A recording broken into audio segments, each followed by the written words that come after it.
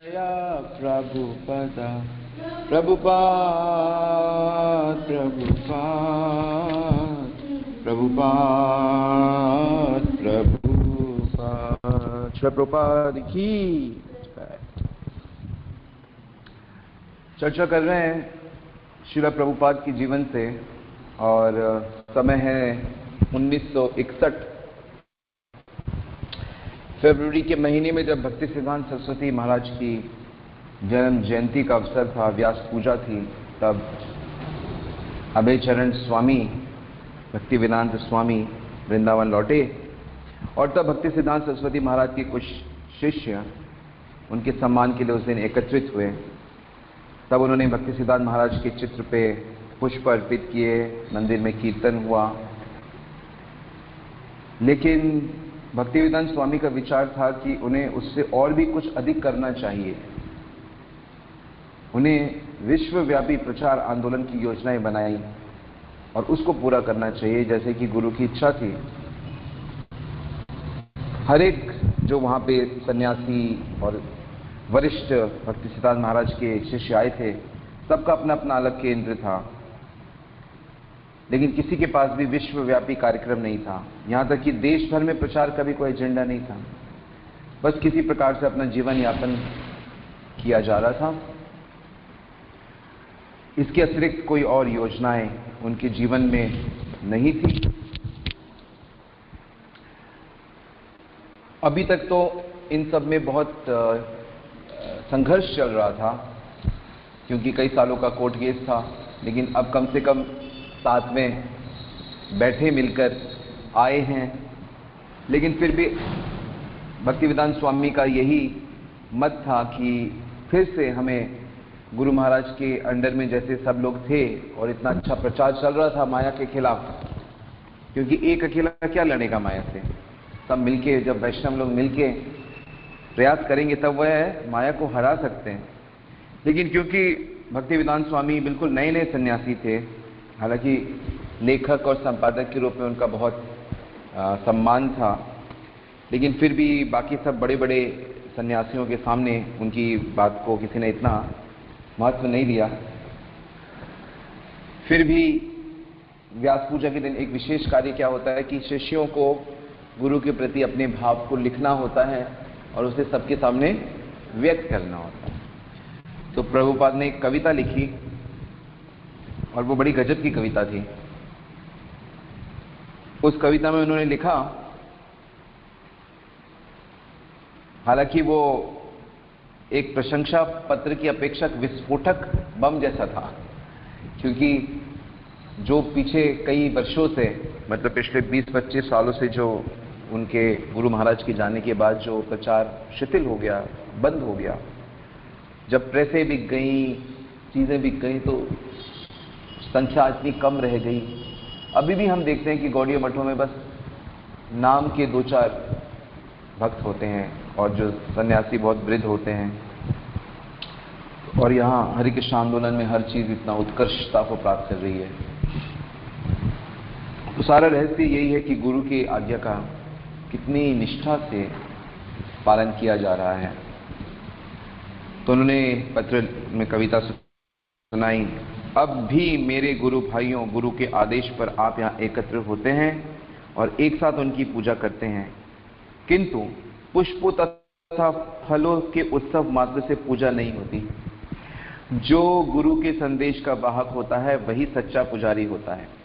कितनी लज्जा की बात है मेरे बंधुओं, जिस व्यापारी ढंग से आप शिष्य समुदाय बढ़ाते हैं, क्या उससे आपको घबराहट नहीं होती? हमारे गुरु का आदेश था, प्रचार करो, नए शिष्यों को मंदिर में रहने दो और उन्हें केवल घंटी बजाने दो। किंतु जो भयानक परिस्थिति उत्पन्न हुई है उस पर ध्यान से दृष्टिपात करो। हर एक इंद्रिय सुख में लीन हो गया है, हर एक ने प्रचार कार्य छोड़ दिया है। सागर पृथ्वी के आर पार ब्रह्मांड को भेद कर एक हो जाओ और इस कृष्ण भावनामृत का प्रचार करो, तभी हमारे गुरुदेव की उपयुक्त सेवा होगी। आज वचन दो, राजनीति कूटनीति का त्याग करोगे। ये कविता है। तो अंग्रेजी या बंगला में है, पर उसका ये ट्रांसलेशन है। तो यही बात थी कि यदि सब मिलकर प्रचार करेंगे तो गुरु को बहुत प्रसन्नता होगी। फिर वे आगे लिखते हैं, वह दिन कब आएगा जब एक मंदिर की स्थापना होगी हर घर में, दुनिया के हर कोने में। कब उच्च न्यायालय का न्यायाधीश एक गौड़ीय वैष्णव होगा, सुंदर तिलक लगाए, सुशोभित ललाट वाला। कब वैष्णव मतों के बल पर देश का निर्वाचित राष्ट्रपति बनेगा और प्रचार फैलेगा चारों ओर। तो इस प्रकार कितनी सुंदर सुंदर भावनाएं हृदय में समेटे हुए श्रील प्रभुपाद संघर्ष कर रहे हैं दुनिया से अकेले।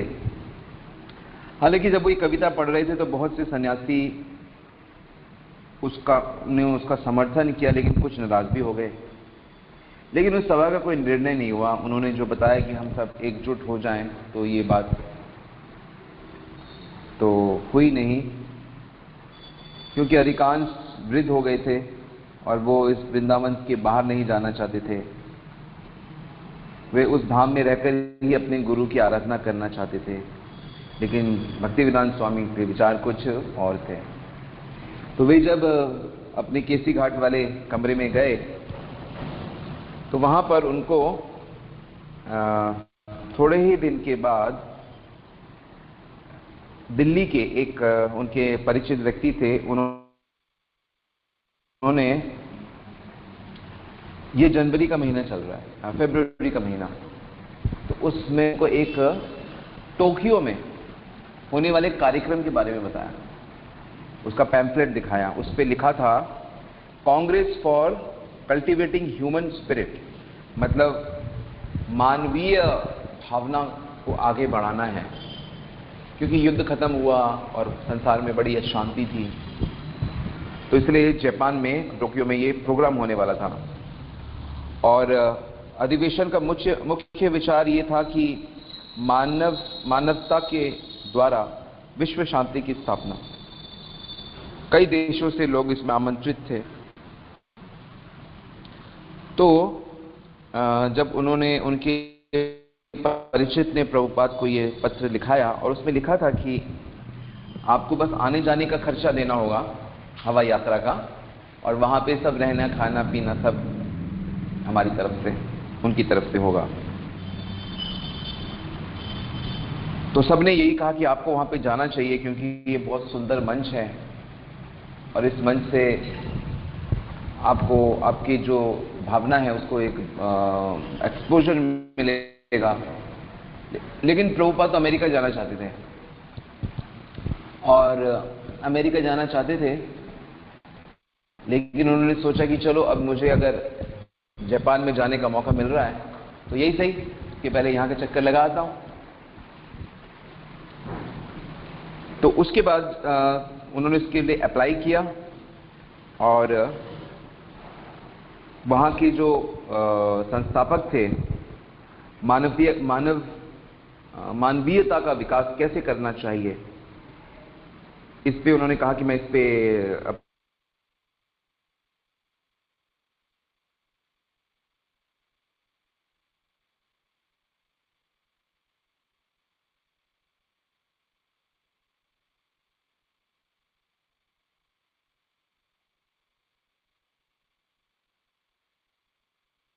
पे उन्होंने प्रभुपाद के प्रति बहुत सम्मान प्रकट किया और उनको एक आधिकारिक प्रमाण पत्र भेजा, जिसमें उनसे प्रार्थना करी गई थी कि आप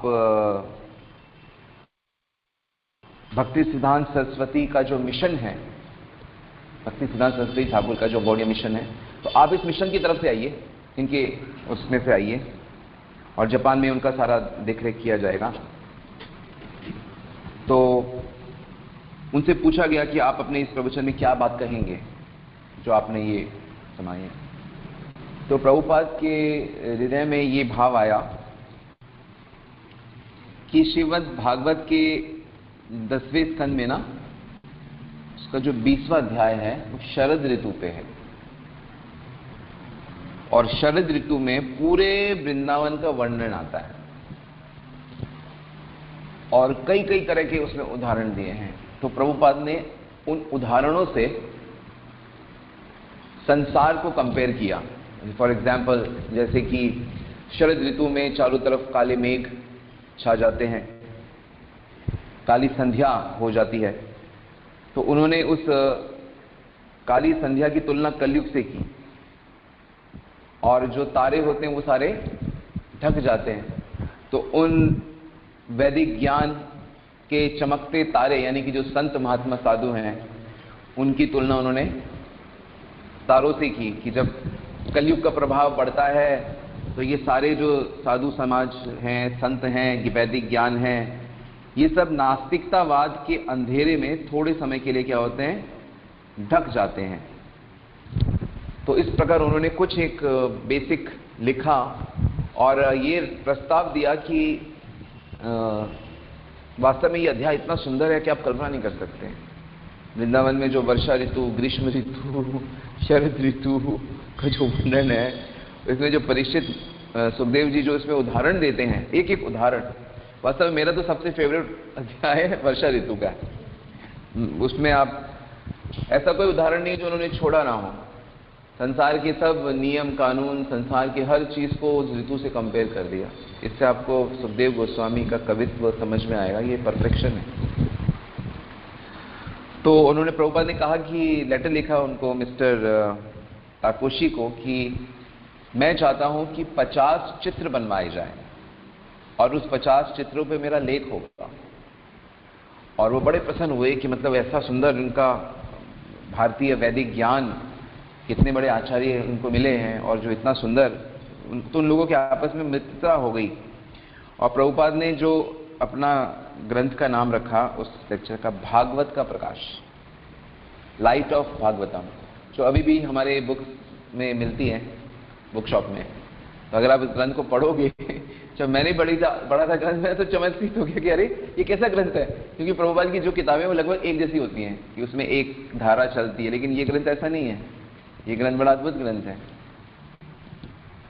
तो प्रभुपाद के जो ग्रंथ है वो बड़े अलग अलग प्रकार के हैं। आप उनको जब पढ़ेंगे तो आपको पता लगेगा कि वो कितने डीप हैं। तो उन्होंने इस प्रकार भेजा, उन्होंने डिस्क्रिप्शन मांगा, उन्होंने सारा डिस्क्रिप्शन भेजा प्रभुपाद ने यहाँ से टोक्यो। और फिर अब उनके लिए ये आवश्यक था कि वहाँ जाने के लिए जो खर्चा है हवाई यात्रा वो जुटाएं। अब वो था लगभग 3,500 रुपये का उस समय, जो काफ़ी बड़ी रकम है।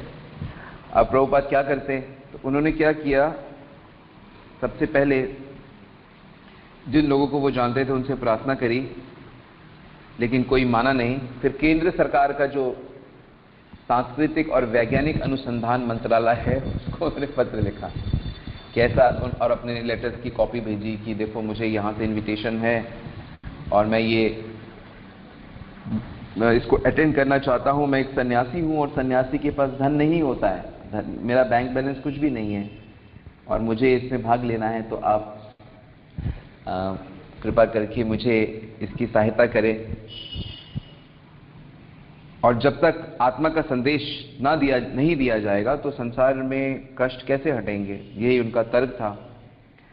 लेकिन वहां से कोई जवाब नहीं आया। फिर उन्होंने एक श्रीमान ब्रजरतन मोहता हैं जिन्होंने उनको दक्षिण अमेरिका भेजने में काफ़ी उत्साह दिखाया था, उनको भी पत्र लिखा। और सिंधिया स्टीम नेविगेशन जो कंपनी है सिंधिया वाली, कि उन्होंने कहा था कि हम आपका अमेरिका जाने का 50% तक खर्च वहन करेंगे। उनसे रिक्वेस्ट की। यहाँ तक कि डॉक्टर सर्वपल्ली राधाकृष्णा, उनको पत्र लिखा। तो उनको भी जब पत्र लिखा तो वहाँ से भी उनको सकारात्मक जवाब नहीं आया। तो फिर प्रभुपाद उनसे मिलने गए, डॉक्टर राधाकृष्णा उस समय प्रेसिडेंट थे, और उनसे मिले, और वो मिले उनसे, प्रभुपाद जी से मिले, और उन्होंने कहा कि उनको भी उस अधिवेशन में बुलाया गया है, लेकिन वो उसमें जाने को तैयार नहीं है क्योंकि उनको लगता है कि इस तरह के अधिवेशन से कुछ होगा नहीं। तो जब कई जगह से उनको सहयोग नहीं मिला तो उन्होंने फिर ताकोशी जी को पत्र लिखा और कहा कि मैंने काफ़ी जगह प्रयास किया है लेकिन मुझे नहीं लगता कि हो पाएगा, लेकिन फिर भी अगर आप इसका वहन करें, मतलब यहाँ तक उन्होंने, पर तब तक बहुत समय हो गया था। मतलब धीरे धीरे वो घड़ी बहुत नज़दीक आ गई थी और उन्होंने कहा था हम आपका हवाई जहाज में, हम यहाँ आपका एयरपोर्ट में इंतज़ार करेंगे और हमने ये व्यवस्था की है, तो वो भी बहुत उत्साही थे। लेकिन ये चीज़ उन्होंने ऐसा लेटर लिखा कि आपका ये, प्रभुपाद जी लिखते हैं कि मुझे आपका पत्र मिला, जो कुछ आपने मेरे प्रति लिखा है उसके लिए मैं आभारी हूँ। मैं एक दीनहीन प्राणी हूँ और इस संबंध में जो कुछ सेवा मुझसे हो सकती है उसे करने की कोशिश कर रहा हूँ, क्योंकि मेरे आध्यात्मिक गुरु श्री भक्ति सिद्धांत सरस्वती गोस्वामी महाराज का यही आदेश था। मेरे स्वागत के लिए जो व्यवस्था आप कर रहे हैं उसे जानकर मुझे बहुत प्रसन्नता है, लेकिन आपको मेरी यह विनम्र सूचना कि मेरी यात्रा का किराया जो लगभग 3,500 रुपये का है, उसका मामला अभी तक तय नहीं हुआ है। मैंने सहायता के लिए भारत सरकार को एक आवेदन पत्र भेजा था, उसकी प्रतिलिपि भी संलग्न है। मैंने राधाकृष्ण को एक व्यक्तिगत पत्र, डॉक्टर राधाकृष्ण को एक व्यक्तिगत पत्र के संबंध में लिखा था, जो उत्तर मुझे मिला वह भी मैं यहाँ साथ लगा रहा हूँ। ये सब कुछ मेरे लिए उत्साहवर्धक नहीं है, इसलिए आज मैं उपराष्ट्रपति जी से स्वयं मिला, लेकिन उन्होंने भी वही कहा जो वे पत्र में लिख चुके थे। यद्यपि मैं सरकार ने सहायता देने से इनकार कर दिया तो मैं क्या करूं, इसलिए इस संबंध में मैं आपका परामर्श चाहता हूं। डॉक्टर एस राधाकृष्ण ने मुझे बताया कि अधिवेशन में सम्मिलित होने के लिए आपने उन्हें भी आमंत्रित किया था और उनका ऐसा मत है कि मेरी यात्रा व्यय शायद आपकी ओर से दिया गया हो। अधिवेशन से आशा और अपेक्षा निस्संदेह बहुत बड़ी है और मेरी ऐसी अभिलाषा है कि इस अवसर का पूरा उपयोग मैं अखिल मानव समाज के सामान्य कल्याण के लिए कर सकूंगा। मैंने अपने विचारों को पूरी तरह से उन वक्तव्यों में प्रकट किया है जो मैं आपके पास पब्लिश करने के लिए भेज चुका हूं। उन विचारों का सारांश मैंने मेयर को भी भेजे पत्र में दिया है, जिसकी प्रतिलिपियां यहाँ पर है। सन्यासी होने के नाते मेरे पास खर्च के लिए धन नहीं है। ऐसी परिस्थिति में यदि सरकार ने यात्रा व्यय देने से इनकार किया तो उसके लिए मुझे आपसे प्रार्थना करनी पड़ेगी, अन्यथा अधिवेशन में सम्मिलित होना मेरे लिए सपना ही बनकर रह जाएगा। राजनेताओं के व्यवहार में मेरा विश्वास नहीं है, विशेषकर भारतीय राजनेताओं के व्यवहार में। डॉक्टर एस राधाकृष्ण की बात से मुझे ऐसा लगा कि सरकार ऐसे अधिवेशनों का अनुमोदन यानी कि रिस्पेक्ट नहीं करती है, जिसका संगठन लोग निजी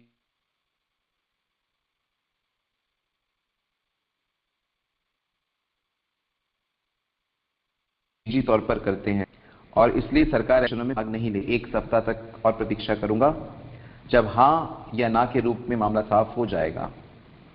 क्योंकि आपसे मुझे गहरा प्रेम हो गया, इसलिए मैं आपको लिखने का साहस कर रहा हूं कि जापान पहुंचने के लिए मेरी वित्तीय सहायता कीजिए। मेरे विचार से आप दिल्ली स्थित अपने दूतावास को तुरंत आदेश भिजवा सकते हैं, क्योंकि ये लेटर उन्होंने बहुत बाद में लिखा था जो मैं अभी पढ़ रहा हूं।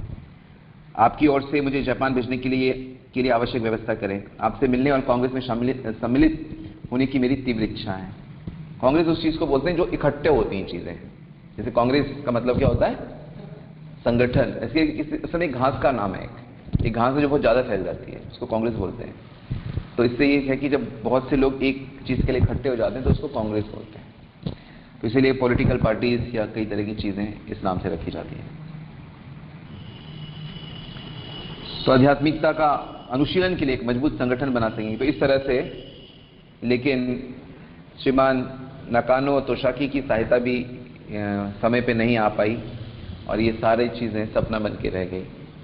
लेकिन वो जो उन्होंने आर्टिकल्स लिखे थे ग्रंथ रूप से उपलब्ध हैं, भागवत का प्रकाश, लाइट ऑफ भागवत, उसको अवश्य पढ़े।